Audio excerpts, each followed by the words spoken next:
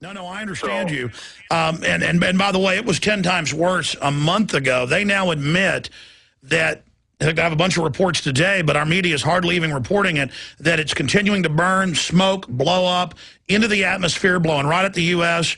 The feds a month ago stopped reporting the radiation levels. The states have been reporting some isotopes over 500 times normal levels. Milk, produce, it's building up in it because layer after layer of this radioactive debris is settling. The ocean just has off-the-charts radiation being pumped into it. And Chernobyl, for 6 months, Europe, Eastern, Western, Northern, all of Europe, for 6 months, every country did not feed their children milk from Europe. They brought it in from the U.S. and other countries. No produce. It was all frozen on record. And 1 million people, the UN estimates, have died from complications from the radiation since '86. And you're right. This is many times worse, and it's not even a news item. Another point. I had an idea. I don't know if you think it's good. It's about a T-shirt with the years 1913, 1933, 1971, and 1999 equals 9/11. People ask what that's about. They would. That's a good idea. And then you could explain each one of those historical dates and how important they are. Great points, Tariq. Good to hear from you. Robert in Oregon, you're on the air. Welcome. Hello there. Yeah, I just wanted to first off let you know how I really appreciate having the show, because I know at some time and one point or another these shows probably won't even be available. So hope you can hang in there as long as you can and keep informing people, because I think that's something that's sorely missed in America. I wanted to make a comment in regards to the chemtrails. For one, I'm wondering if these chemtrails aren't, if this aluminum oxide and whatever they're putting in this chemtrail, if that can have any effect in the global warming, and if they're trying to enhance the circumstances in such a way so that they could say, well, we're going to have to do something about the global warming since people are getting sick and ill. And that's a question I was wondering if that might fit together. And another idea I had too is in order to fight back against what these peoples in powers are doing. My only understanding as far as fighting through all of this is to be able to bring him to court. I know that that's going to be a challenge in itself, since the Supreme Court is obviously changing its way it thinks, and so we're going to be up against another problem in its own entity. But I wonder if it's at all possible to try and find some attorneys that would be willing enough to try and be ready to bring different organizations to court, to try and tie them up in court, and to try and fight through the court systems to be able to put a stop to some of the well, that's actually been working. There's a federal move to defund the TSA naked body scanners and to ban the groping. 20-plus states are moving to ban it. Texas is already gotten it through the House. There's a lot of exciting things. You know, on the subject, and I appreciate your call, Robert, of chemtrails. It's called geoengineering. It's been going on since the early 1990s. And now, because so many Americans know about chemtrails, the Obama White House came out 2 years ago. The first thing John P. Holdren, the science czar, gave a press conference on was the chemtrailing. But they said, well, we've been doing tests. Now we're going to go operational. It's to protect you from global warming. But the studies show it actually increases the temperature.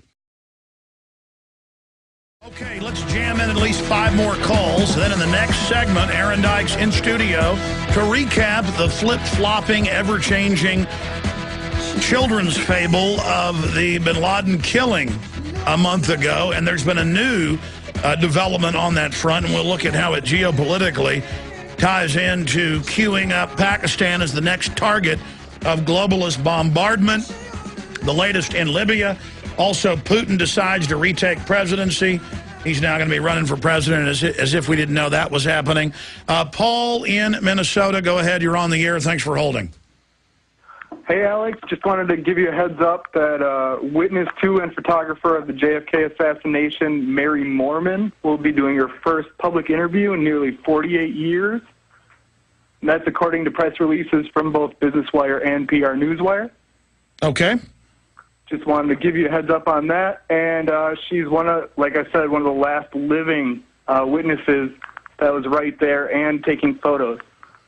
Yeah, because we've got literally hundreds of witnesses that heard the gunshots. Even the House committee in '77 found that there were other shooters from the acoustic evidence, and police saw the plumes of smoke, and most of the folks that saw the men on the grassy knoll were killed. But then Vincent Bugliosi comes out with a book and came on my show and just says there's no proof, and then didn't give any evidence to it, even though I've talked to some of the witnesses. I mean, it's just incredible. It's amazing. And this woman's 78, so she'll be on this website on Tuesday. And that website is iantique.com. It's actually an antiquing website. And, all right, well, I'll look it up, Paul. Good plug there. Anything else?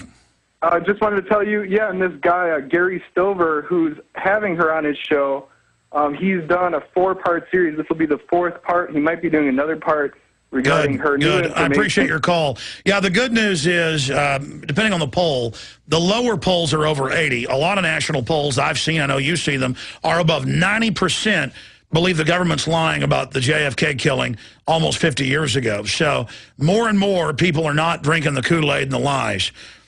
Let's go ahead. Well, I'm going to go back to your calls, but really that's all this show is about, is questioning. Not believing what we're told, not just being handed information and then just taking it because the government told us so. Historically and statistically, nothing lies like government because they can get away with it because they have the power. Our founding fathers taught us about how dangerous government is. Since when did it become the received common sense knowledge to just believe whatever government tells you and to have the media just regurgitate and repeat whatever government says? It's idiocy. Michael in Virginia, you're on the air. Go ahead. Hi, Alex. I want to name the 3 most important voices in America for returning sovereignty to America. Jim Mars is absolutely #1, author of The Rise of the Fourth Reich. The next 2, and before I mention them, the reason why I am not mentioning you in this list, Alex, is because I believe, I'm a born-again Christian, but I believe you are quite probably, for evangelicals in America, the John the Baptist of our time. And John the Baptist stayed in the wilderness, and he called all of the cities of Jerusalem, of Israel, out to him. But Jesus took his message to the cities. He went to them. So I think you have a very important function, but we need a Jim Mars. And the second man on my list, John Loftus, who prosecuted the Nazis brought to this country by Vatican operatives in the CIA. Very important man in the Nixon administration. You're going to be hearing a lot more from him as he updates his book. When the 30-year sanctions on his book expired this year, it allows him to bring much more about that story, and this America is going to be shocked by it. And the third man is Lonnie Melashenko of the Voice of Prophecy, because he is the man who told us the history of how the Jesuits and others 500 years ago developed the whole rapture theory and how they plan to infiltrate our Protestant seminaries. And this is the mess that we have in America. Well, Michael, today. I didn't know that part, so send it to me. I'm interested in that 500-year history. Thank you so much. Let's move on now. Let's talk to Tim in Tennessee. You're on the air, Tim. Go ahead. How you doing? Good. I just wanted to say that these people, these sissy boys that are running everything, this is one thing that they're going to have to do. They're going to have to exterminate us with bioweapons or whatever they think they're going to do, because that's the only way they can do it. Because being sissy boys like they are, they don't have the guts to do it themselves. They can get other people to do it. Well, what the globalists will do is they'll just pass laws to put taxes on us if we have more than one child. Our own government financed China to do that in the mid-'70s.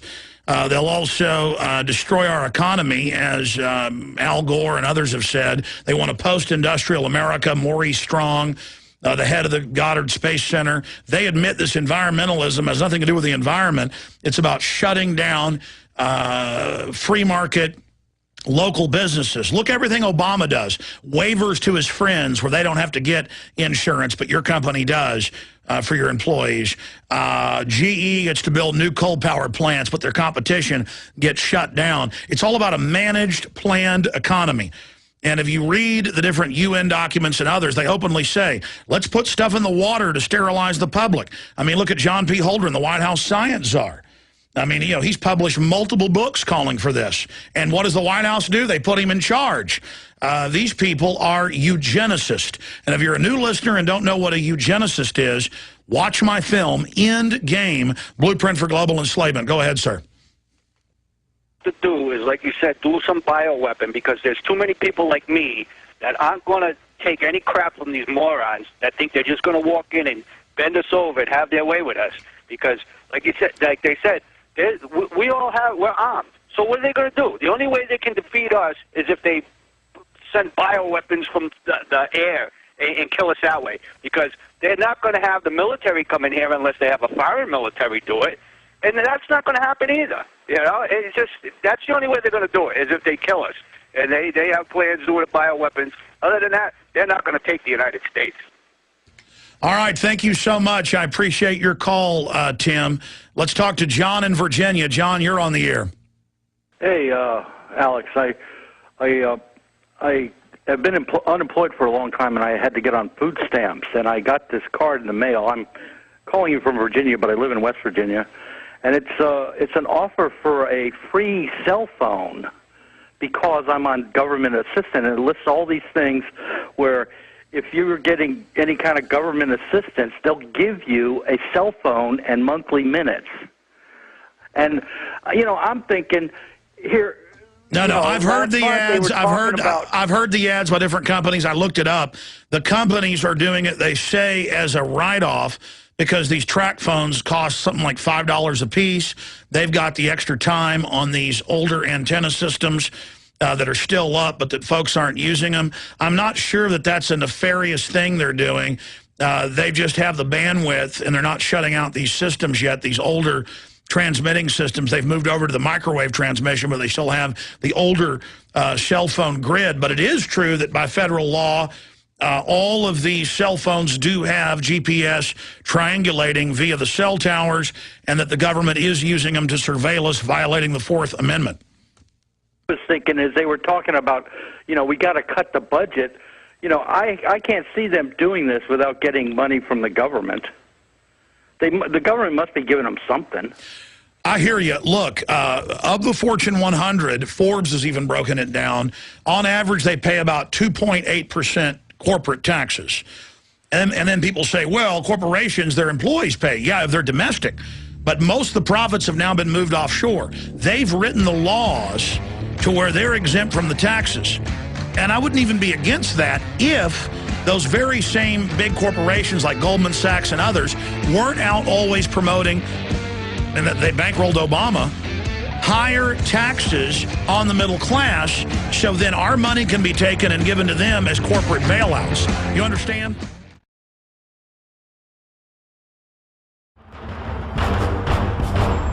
Ask yourselves, what are you doing in this time of great challenge?